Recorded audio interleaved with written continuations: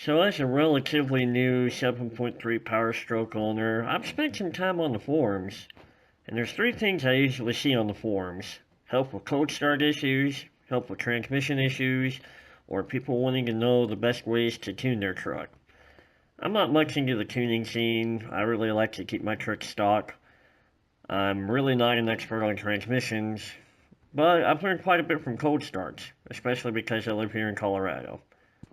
So thus, here's the video. Everything you wanted to know, or everything I could tell you about cold starts on the 7.3 Powerstroke.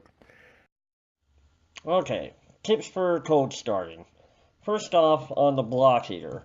If you've gotten a 7.3 truck from down south or in a warmer climate, the truck should have a block heater, just the cord might not have ever been used. You'll want to look up above your oil filter. The element in the cord should be plugged in up there. You can follow the cord down. I forget where it runs to stock wise, but typically the end of the plug will have a protective plastic cap on it. You can take off the cap and run the cord however which way you want. Most people I've ever seen will just usually loop it around the front tow hook on the driver's side.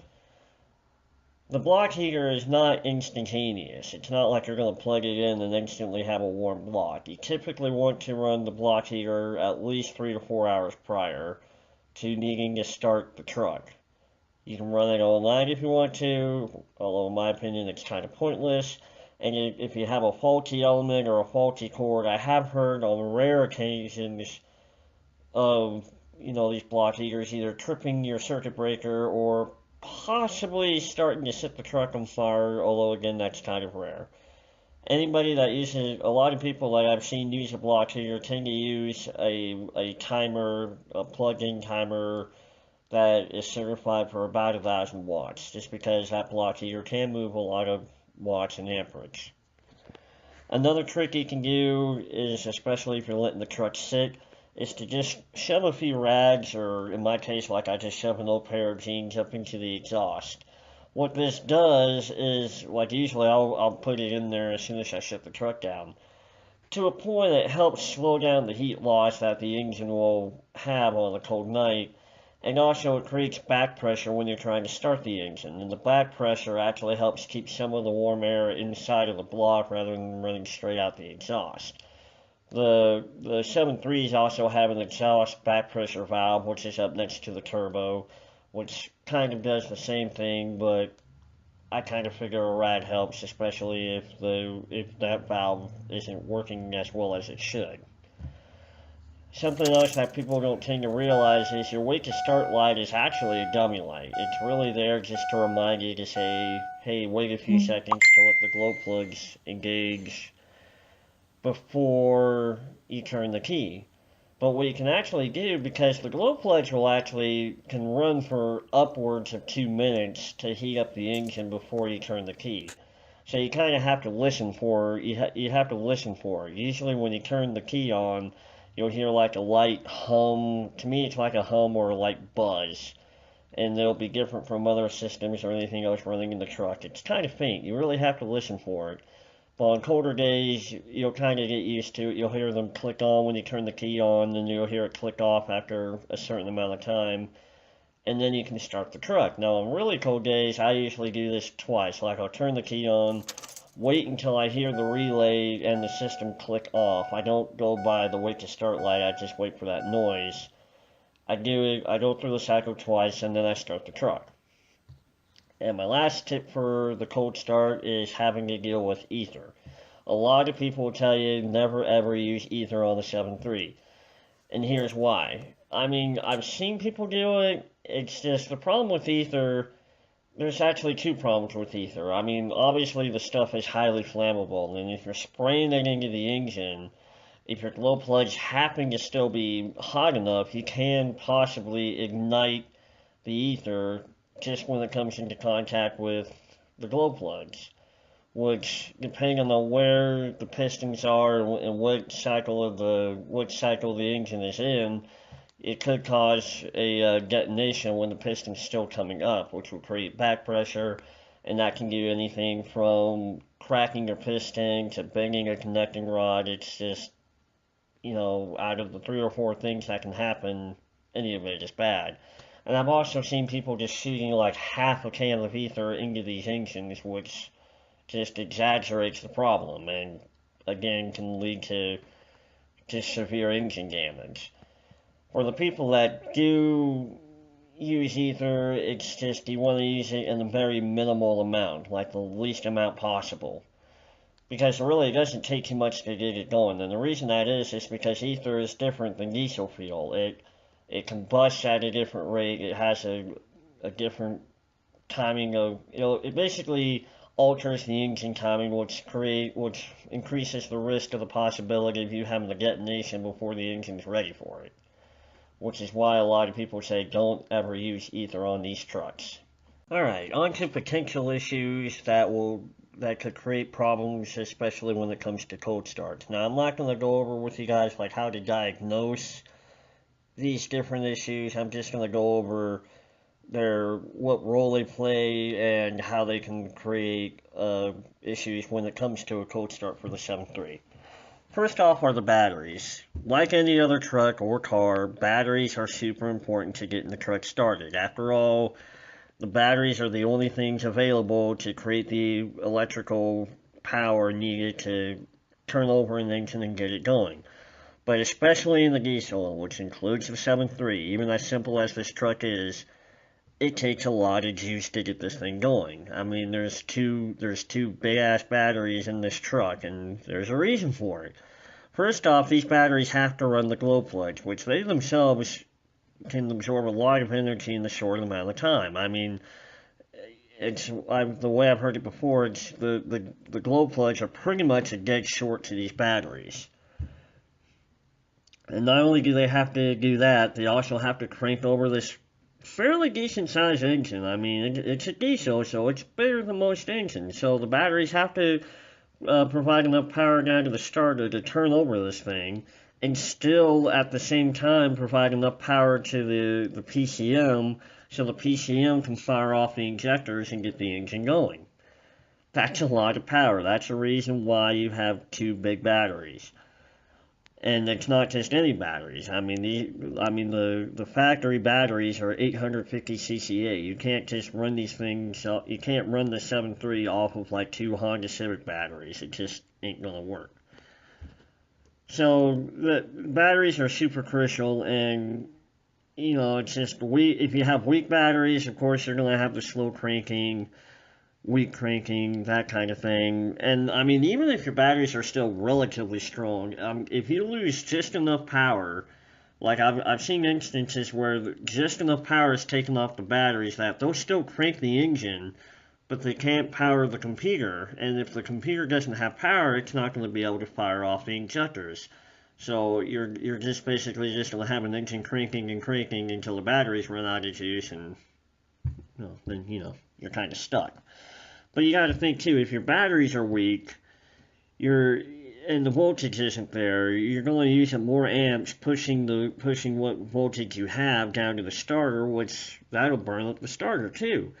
So that's why you really want to make sure your batteries are up to par. Most batteries, especially in the diesel application, most stock batteries I've seen really only get you about 3 years, maybe 4 if you're lucky, before you really start to have problems. And weirdly enough, I've been told, I mean, this is just from what I've been told, even the Optima batteries have a hard time with these 7.3s.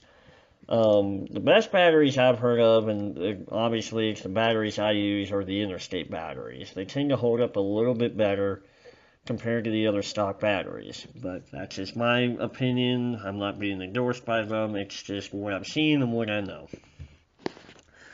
Also, a real quick note on the alternator, just for obvious reasons. If you don't have a good alternator, it's not going to be able to charge the batteries. Never mind be able to maintain the electrical requirements when the engine's running. So you want to stay on top of your alternator. And another side note, it's because it's happened to me, and I've seen it happen to a couple other people, on the 7.3, or at least the second generation 7.3, which is 9903, the voltage regulator is actually internal to the alternator, and I've seen cases where the voltage regulator will start to go, so it starts to give you an intermittent battery warning light up on the gas, and it's there and then it goes away. It's there and then it goes away.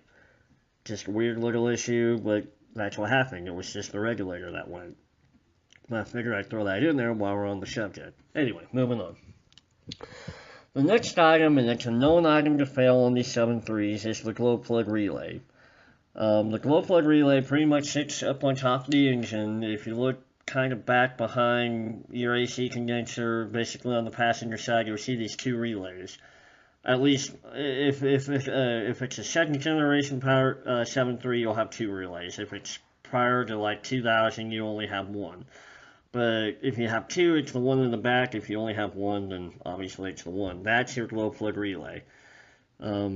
Just real quick, there's 4 connectors. 2 smaller wires are the wires that are controlled by the PCM. The 2 big wires, one side is basically battery hot, always have power from the battery. The other side is where the glow plugs plug into, and when the relay activates, it's basically transitioning power from the battery over to the glow plug circuit to fire off the glow plugs. So basically, that's how the glow plugs are activated, is through that relay when the computer, going off of temperature and stuff, decides that it needs to activate the relay.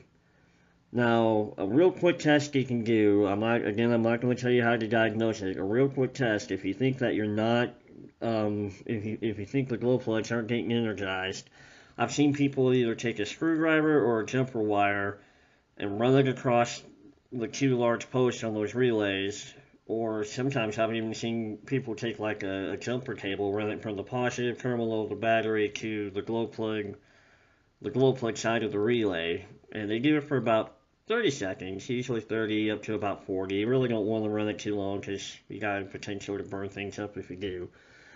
But if you're having trouble starting and you do that, basically jump the relay and it starts, then you know you've got a bad relay.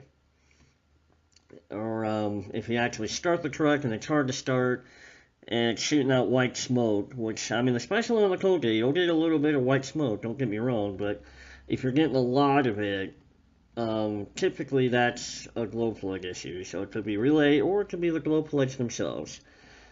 And I can tell you from experience, glow plugs themselves are a pain in the butt to replace on this truck. It's not the worst job, but it's not necessarily a fun job either. And the only other thing I can tell you about glow plugs is used motor crafts. From what I've heard, like the aftermarkets, they tend to swell up, the electrode tips tend to. So, especially when they're getting worn out and when they fail, so when you try and back them out and get them out, the tips will break off inside the head and then the tip falls down, and then you have to take the head off, and it's no fun. So, that's why you tend to that's why my recommendation is just use the Motorcraft glow plugs. Moving on to the other possible issues, the block heater. Usually on the block heater, the cord is going to fail before the actual heating element does. And the reason, from what I've been told and from what I've seen, the cord tends to fail just because, especially when you're using it, it's out in the elements. And then sometimes people forget they're plugged in and they drive off, so it causes damage to the cord. So usually the cord's going to take a beating before the element will, but it's, at the same time it's an element, so it's not unheard of for the element to fail. But it's just something it's something to consider, or something to keep in mind of too. A couple more notes here. Fuel injectors. A lot of people tend to, especially when the trucks are having a hard time in the cold, they tend to think glow plugs, which is a reasonable assumption. The glow plugs are there to get the engine warmed up. However, especially if you got a lot of mileage on your truck, the fuel injectors use what's called a poppet valve. It's the valve's in there and it's electronically controlled, and it uses the oil pressure to basically open and close the injector based on the signal it's getting from the computer to tell it to fire. Well, if you got a lot of mileage on these injectors, or if you haven't been changing your oil, or if you're using a low quality oil, those valves can stick pretty easily. And especially when those injectors are cold, you're going to have problems getting that injector to fire correctly. And if the injector's not firing correctly, basically the truck's going to run like absolute poop. So, I mean, I've heard of injector buzz test. I think it's possible to do on a 7.3 if you have the right equipment. I haven't done it yet on my truck or any of the 7.3s that I've had. But it's just something to keep in mind. If you have worn out fuel injectors, especially when they're cold, they're going to have they're not going to be able to deliver the fuel and your engine's not going to run correctly. So don't forget about fuel injectors when you're trying to diagnose a cold start issue. And then lastly, my last two notes here are just kind of simple things. If you have a really clogged up air filter, obviously your truck's not going to be able to breathe because it can't move air past the air filter. You're going to have hard starting issues. And then lastly, coming back to the the fuel injector issues. If you have clogged fuel filters, like if the fuel filter in the fuel bowl is clogged up, or if your fuel springs back in the tank are clogged up, you're not going to be able to get the right fuel delivery, which means again, the truck's going to run like poo. So that's also something else you want to keep in mind when it comes to starting or especially cold start issues on these 7.3s. Anyway, I'm Chris with Chris Country. I hope this video was helpful for you guys. Sorry if it seemed a bit long-winded, but again, I kind of wanted to answer the common issues, common concerns, complaints, questions about cold starts on a 7.3 Powerstroke. Hope you guys are having a great day, week, weeknight, whatever time it is, wherever you might happen to be. And I will hopefully catch you guys in the next video. Take care.